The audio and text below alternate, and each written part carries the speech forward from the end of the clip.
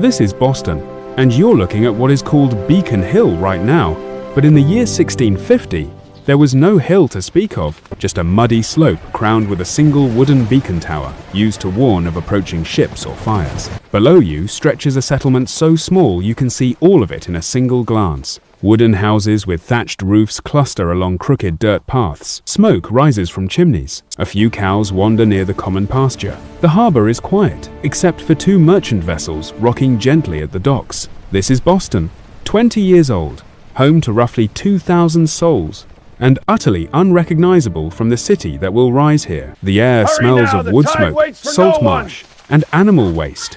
There are no paved streets, no brick buildings, except the modest meeting house at the center of town. No cafes, no universities, no hospitals, in the modern sense. Just survival, religion, and the constant grinding work of staying alive in a place that doesn't particularly want you here. This is Boston, in 1650. A Puritan village clinging to the edge of a vast wilderness, governed by strict religious law, perpetually hungry, and convinced that God is watching every single thing they do.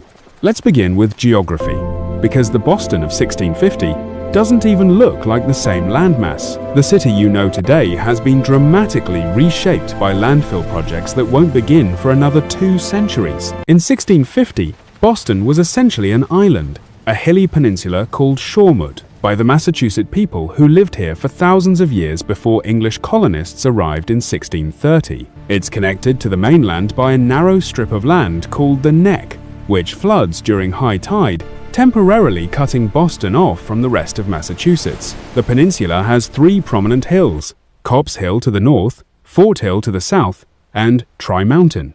3 peaks that will eventually be leveled to create today's flat downtown. The shoreline is ragged with coves and tidal flats. Where Faneuil Hall and Quincy Market stand in the 21st century, there's just water. Where the financial district rises, there are mud flats exposed at low tide. The entire footprint of colonial Boston in 1650 would fit comfortably inside just a few modern city blocks. About 2,000 people live here, making Boston one of the larger English settlements in New England, but still tiny compared to London's 500,000 residents or even Bristol's 20,000. Most Bostonians are English Puritans who came here specifically because they were unwelcome in England. They didn't leave for adventure or wealth. They left because they believed the Church of England was corrupt and that New England offered them a chance to build a community based on their interpretation of Scripture. And that interpretation shapes absolutely everything. The heart of Boston is the townhouse and the meeting house, both simple wooden structures. The meeting house serves as both church and government building. There's no separation between religious and civic authority here. Every adult male who's a church member can vote in town meetings. But church membership isn't automatic. You have to prove you've had a genuine conversion experience, that God has chosen you. Everyone is required to attend Sabbath services, which happen twice on Sunday, morning and afternoon, and can last 3 or 4 hours each. The Sabbath is serious business. On Sunday, no work is permitted, no cooking, no travel, no recreation.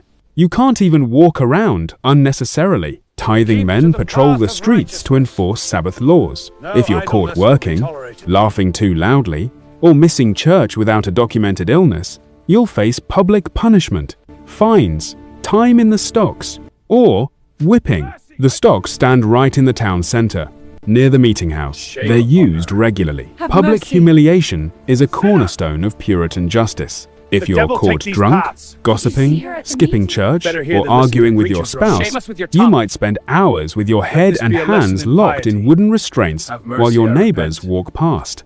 For more serious crimes, adultery, blasphemy, theft, you'll be whipped at a post. The most severe crimes, like murder or witchcraft, carry the death penalty, usually by hanging on Boston Common. Yes, Boston Common exists in 1650, but it's not a park. It's a shared cow pasture where residents graze their livestock. The Common is about 50 acres of rough grassland at the base of Tri Mountain. It's practical, not recreational. Cows, sheep, and pigs wander freely. No paths, no monuments, just grass, manure, and the occasional town gathering for executions or military drills. Let's walk through a typical street. The roads aren't planned. They developed organically as footpaths between properties. So they twist and curve unpredictably. They're unpaved, muddy in rain, dusty in summer, frozen and treacherous in winter. There are no sidewalks. When it rains, the streets become rivers of mud mixed with animal waste, kitchen slops, and refuse. People throw their garbage directly into the street or the harbor. There's no organized sanitation system. Chamber pots are emptied out windows. Pigs root through trash piles, serving as the town's primary waste management. The houses are small, mostly 1 or 2 stories, built from wood with thatched roofs. A few wealthier families have houses with wooden shingle roofs, which are safer. Thatched roofs catch fire easily, and fire is a constant terror in a town built entirely of timber.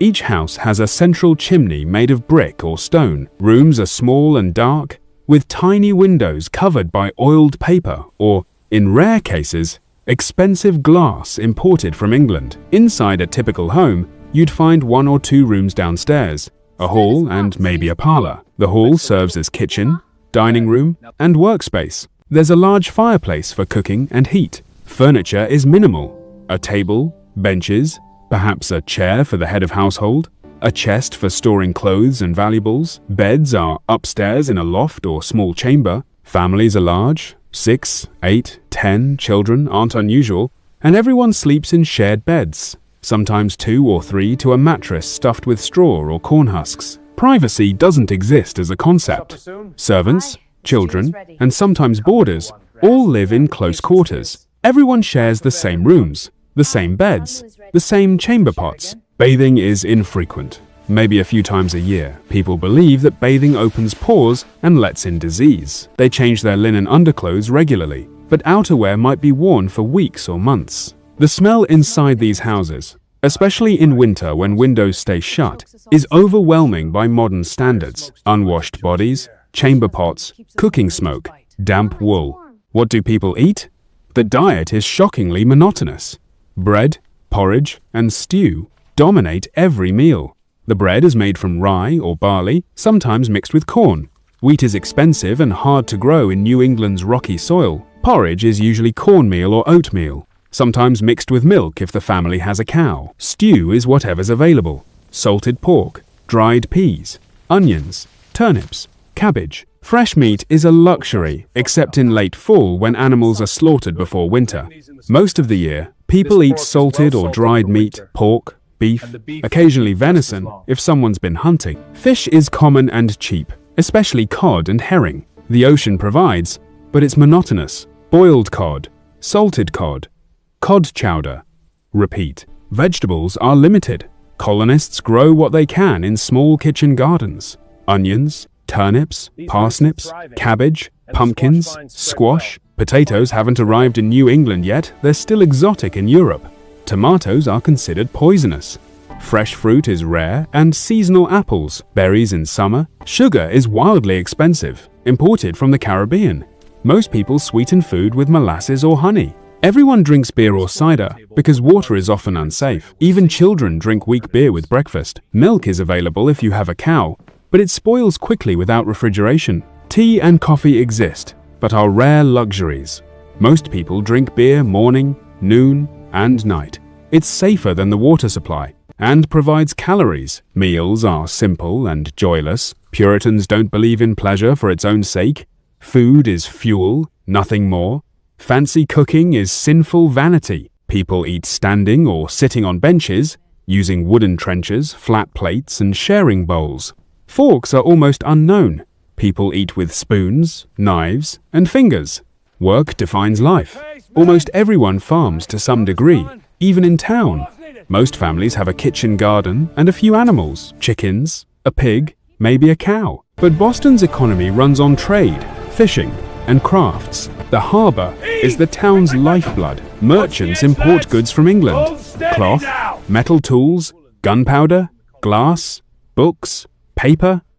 They export fish, timber, furs, and provisions to England, the Caribbean, and other colonies. Ships arrive and depart regularly, connecting Boston to a wider Atlantic world. Shipbuilding is already becoming an important industry.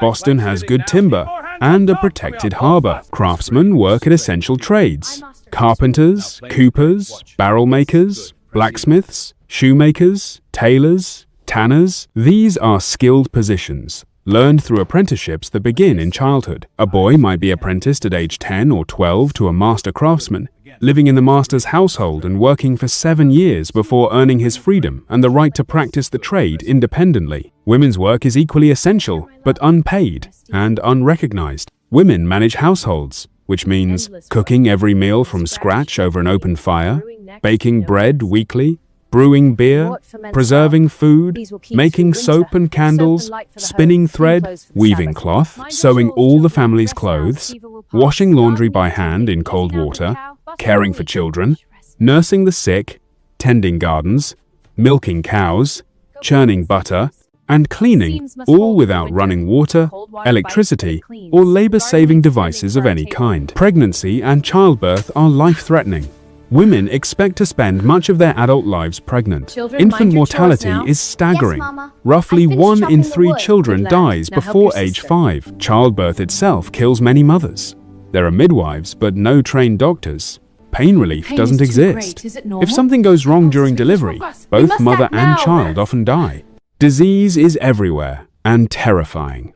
Smallpox epidemics sweep through periodically, killing hundreds. Dysentery, typhoid, and fevers of unknown origin strike without warning. Tuberculosis is common. Measles, whooping cough, and diphtheria kill children regularly. There's no germ theory, no antibiotics, no vaccines. Medicine is a mix of folk remedies, prayer, and hope. When someone gets sick, they're bled with lancets or leeches. Doctors believe illness is caused by an imbalance of bodily humors and that removing blood restores balance. They're given herbal concoctions, many of which do nothing or make things worse. Mostly, people pray and wait. Either you recover or you don't.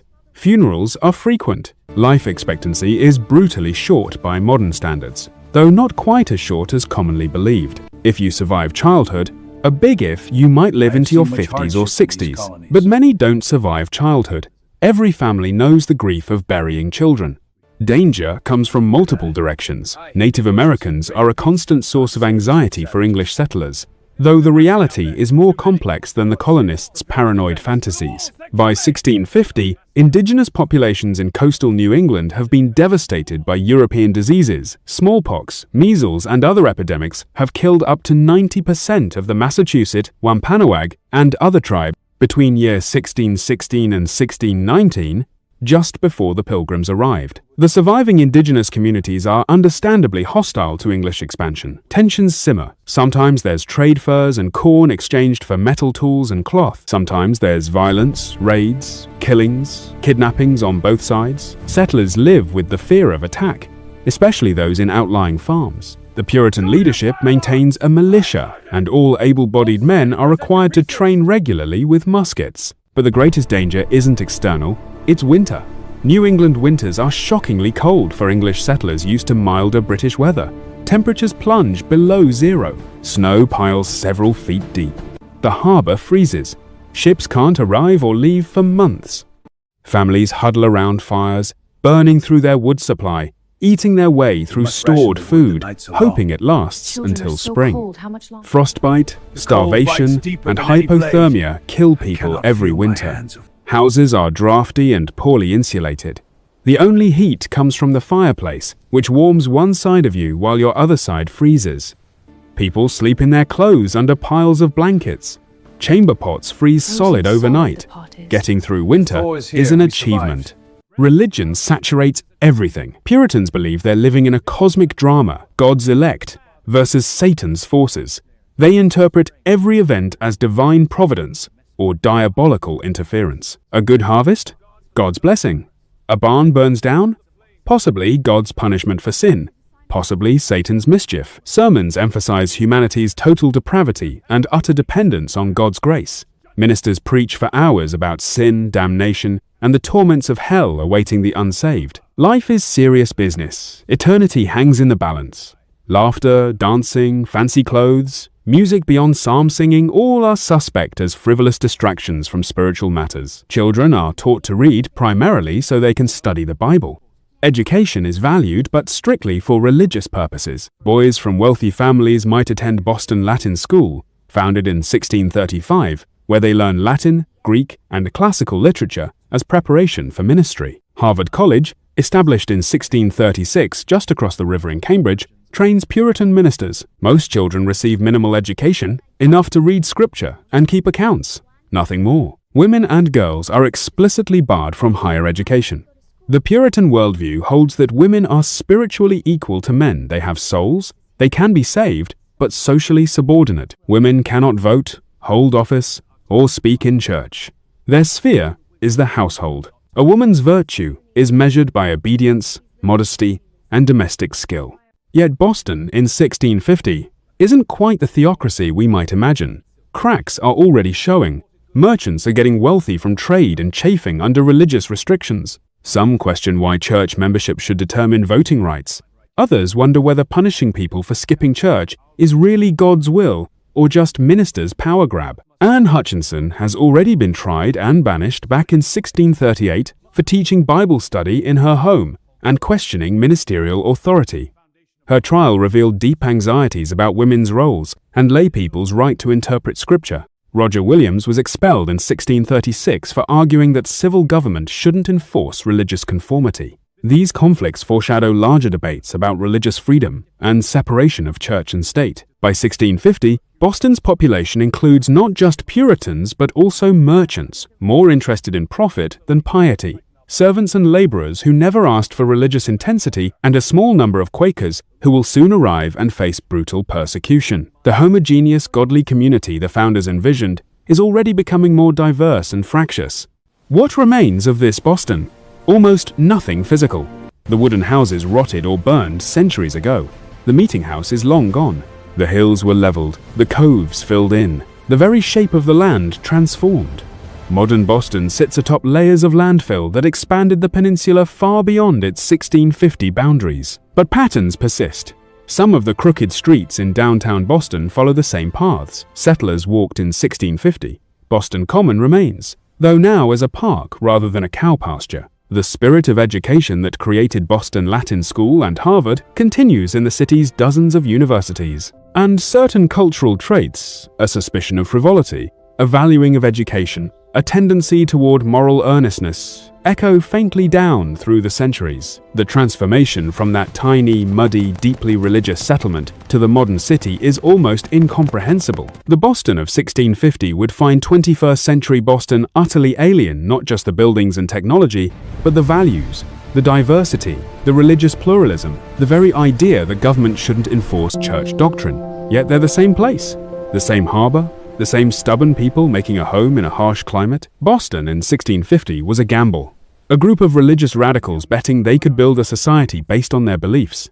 They couldn't maintain it. Within a few generations, economic reality, population growth, and human nature eroded the Puritan vision. But they built something. And what they built, for better and worse, shaped the city that came after. Standing on that muddy slope in 1650, you wouldn't predict skyscrapers or subway systems. You'd see a small, struggling town that might not survive another hard winter. But it did survive. And slowly, stubbornly, it grew into something far beyond what those first settlers could have imagined. History isn't just in books. It's under your feet.